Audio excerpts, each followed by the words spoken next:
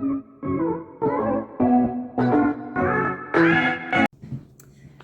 fourth graders. Today I'm finally reading some more of the BFG, and today the chapter is called The Blood Bottler. Suddenly, a tremendous thumping noise came from outside the cave entrance, and a voice like thunder shouted, "Runt! Is you there? Runt! I is hearing you jabbling. Who is you jabbling to, Runt?" "Look out!" cried the BFG. "It's the Blood Bottler." But before he had finished speaking, the stone was rolled aside and a 50-foot giant, more than twice as tall and wide as the BFG, came striding into the cave. He was naked except for a dirty little piece of cloth around his bottom. Sophie was on the tabletop. The enormous, partly eaten snozzcumber was lying next to her. She ducked behind it. The creature came clumping into the cave and stood towering over the BFG. "Who is you jabbling to in here just now?" he boomed. "I is jabbling to myself," the BFG answered. "Oh, Pizzle-Fizz," shouted the Blood Bottler. "Bugs Wallop," he boomed. "You is talking to a human being. That's what I is thinking." "No, no," cried the BFG. "Yus, yus," boomed the Blood Bottler. "I is guessing you has snitched away a human being and brought it back to your bunghole as a pet. So now I is winkling it out and guzzling it as extra snacks before my supper." Here's a picture of the very big giant. He says the poor BFG was very nervous. "There's no one in here," he stammered. "Why don't you leave me alone?" The Blood Bottler pointed a finger as large as a tree trunk at the BFG. "Runty little scrumscrewer," he shouted. "Piffling little swishfigler. Squimpy little bottlewort. Prunty little pogswiller. I is now going to search the primroses." He grabbed the BFG by the arm. "And you is going to help me do it. Us together is going to winkle out this tasteful little human being," he shouted. The BFG had intended to whisk Sophie off the table as soon as he got the chance and hide her behind his back. But now there was no hope of doing this. Sophie peered around the chewed-off end of the enormous snozzcumber, watching the two giants as they moved away down the cave. The Blood Bottler was a gruesome sight. His skin was reddish-brown. There was a black hair sprouting on his chest and arms and on his stomach. The hair on his head was long and dark and tangled. His foul face was round and squashy-looking. The eyes were tiny black holes.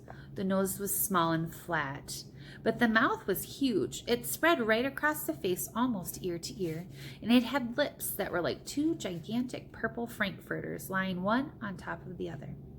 Craggy yellow teeth stuck out between the two purple frankfurter lips, and rivers of spit ran down over the chin. It was not in the least difficult to believe that this ghastly brute ate men, women, and children every night. The Blood Bottler, still holding the BFG by the arm, was examining the rows and rows of bottles. "You and your pibbling bottles," he shouted. "What is you putting in them?" "Nothing that would interest you," the BFG answered. "You is only interested in guzzling human beings. And you is dotty as the dog's waller," cried the Blood Bottler. Soon the Blood Bottler would be coming back, Sophie told herself, and he was bound to search the tabletop. But she couldn't possibly jump off the table. It was 12 feet high. She'd break a leg. The snozzcumber, although it was as thick as a perambulator, was not going to hide her if the Blood Bottler picked it up. She examined the chewed-off end. It had large seeds in the middle, each one as big as a melon. They were embedded in soft, slimy stuff. Taking care to stay out of sight, Sophie reached forward and scooped away half a dozen of these seeds. This left a hole in the middle of the snozzcumber large enough for her to crouch in so long as she rolled herself up into a ball. She crawled into it. It was a wet and slimy hiding place. But what did that matter if it was going to save her from being eaten? The Blood Bottler and the BFG were coming back towards the table now. The BFG was nearly fainting with fear. Any moment, he was telling himself, Sophie would be discovered and eaten. Suddenly, the Blood Bottler grabbed the half-eaten snozzcumber. The BFG stared at the bare table. "Sophie, where is you?" he thought desperately. "You cannot possibly be jumping off that high table.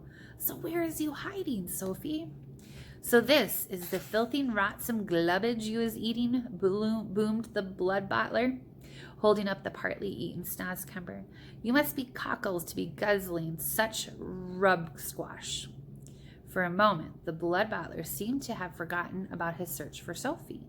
The BFG decided to lead him further off the track. That is the scrumdiddlyumptious snozcumber, he said. I is guzzling it gleefully every night and every day. Is you never trying a snozcumber, blood bottler? Human beans is juicier, the blood bottler said. You is talking rummy-tot, the BFG said, growing braver by the second. He was thinking that if only he could get the blood bottler to take one bite of the repulsive vegetable, the sheer foulness of its flavors would send him bellowing out of the cave. I is happy to let you sample it, the BFG went on, but please, when you see how truly glumptious it is, do not be guzzling the whole thing. Leave me a little snitchet for my supper. The blood bottler stared suspiciously with small, piggly eyes at the snozcumber. Sophie, crouching inside the chewed-off end, began to tremble all over. You is not switch-fiddling me, is you? Said the blood bottler. Never, cried the BFG passionately. Take a bite, and I am positive you will be shouting out, oh, how scrumdiddlyumptious this wonder of egg is. The BFG could see the greedy butt bottler's mouth beginning to water more than ever at the prospect of extra food. Vegetables is very good for you, he went on. It is not healthsome always to be eating meaty things. Just this once, the blood bottler said, I is going to taste these rotsome eats of yours. But I is warning you that if it is filthsome, I is smashing it over your sludgy little head. He picked up the snozcumber. He began raising it on its long journey to his mouth, some 50 feet up in the air. Sophie wanted to scream, don't! But that would have been an even more certain death. Crouching among the slimy seeds, she felt herself being lifted up and up and up. Suddenly, there was a crunch as the blood bottler bit a huge hunk off the end. Sophie saw his yellow teeth clamping together a few inches from her head. Then there was utter darkness. She was in his mouth. She caught a whiff of his evil-smelling breath. It stank of bad meat. She waited for the teeth to go crunch once more. She prayed that she would be killed quickly. Ew, roared the blood bottler. Ugh, belch, aich. And then he spat. All of the great lumps of the snozcumber that were in his mouth, as well as Sophie herself, went shooting out across the cave. If Sophie had struck the stony wall of the cave, she would most certainly have been killed. Instead, she hit the soft folds of the BFG's black cloak hanging against the wall. She dropped to the ground, half stunned. She crawled under the hem of the cloak, and there she crouched. You little swine bugler, roared the blood bottler. You little pig swiller. He rushed at the BFG and smashed what was left of the snozcumber over his head. Fragments of the filthy vegetable splashed all over the cave. You is not loving it? The BFG asked innocently, rubbing his head. Loving it, yelled the blood bottler. That is the most disgustous taste that is ever touching my teeth. You must be buggles to be swallowing sludge like that. Every night you could be galloping off happy as a hamburger and gobbling juicy human beings. Eating human beings is wrong and evil, the BFG said. It is guzzly and glumptious, shouted the blood bottler. And again, I is galloping off to Chile to swabble a few human chili beans. If you wishing to know why I is choosing Chile, I is not wishing to know anything, the BFG said, very dignified. I is choosing Chile, the blood bottler said, because I is fed up with the taste of Eskimos. It is important I has plenty of cold eats in this scuttling hot weather, and the next coldest thing to an Eskimo is a chili bean. Human beings from Chile is very chilly. Horrible, the BFG said. You ought to be ashamed. Other giants is all saying they is wanting to gallop off to England tonight to guzzle school childers. That blood bottler said, I is very fond indeed of English school childers. They has a nice inky booky flavor. Perhaps I will change my mind and go to England with him.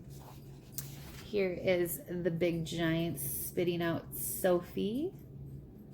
You can tell he's definitely not a nice looking giant, is he?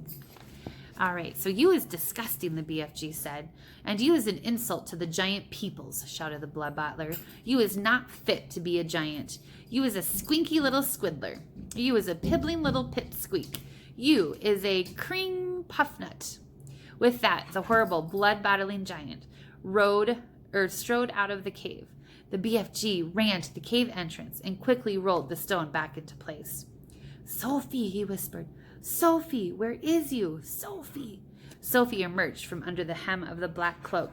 I'm here, she said. The BFG picked her up and held her tenderly in the palm of his hand. Oh, I was so happy to be finding you all in one lump, he said. I was in his mouth, Sophie said. You was what? Cried the BFG. Sophie told him what had happened, and there I was, telling him to eat the filthsome snozzcumber. And you was all the time inside it, the BFG cried. Not much fun, Sophie said. Just look at you, you poor little chidler, cried the BFG. You was all covered in snozzcumber and giant spit. He set about cleaning her up as best he could. I is hating those other giants more than ever now, he said. You know what I should like? What? Sophie said. I should like to find a way of disappearing them, every single one. I'd be glad to help you, Sophie said. Let me see if I can't think up of a way to do it. And here is Sophie and the BFG talking. So that is the end of our chapter today. And I hope you are enjoying reading the BFG with me. Have a nice day.